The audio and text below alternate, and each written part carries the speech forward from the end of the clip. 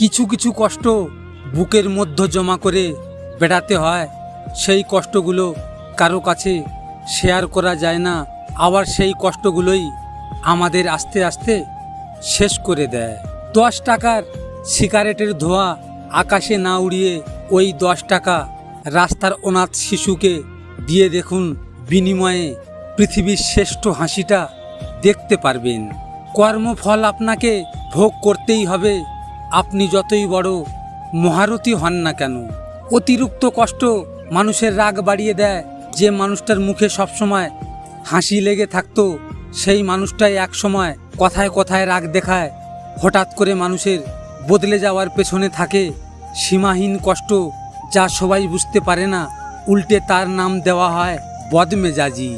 মানুষ এতটাই স্বার্থপর হয় যে প্রয়োজন মিটে গেলে ছুঁড়ে ফেলে দিতে 1 মিনিটও ভাবে না। হেরে গেলে চলবে না, জবাব তো তাদেরকেও দিতে হবে যারা বলেছিল তোর দ্বারায় কিছু হবে না। অহংকার করি না, কারণ আমি মাটির তৈরি মানুষ।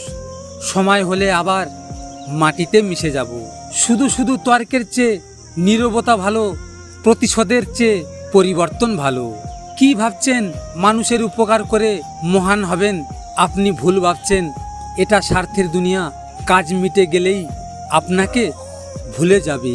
দুঃখের মধ্য দিয়ে যেমন সুখের পরিচয় পাওয়া যায়, তেমনি পরাজয়ের মধ্য দিয়েই জয়ের সূচনা হয়।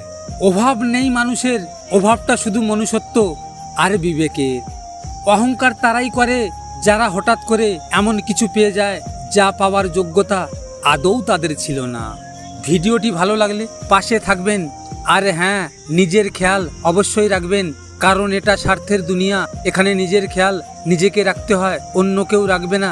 দেখা হচ্ছে পরের ভিডিওতে। ভালো থাকবেন, সুস্থ থাকবেন।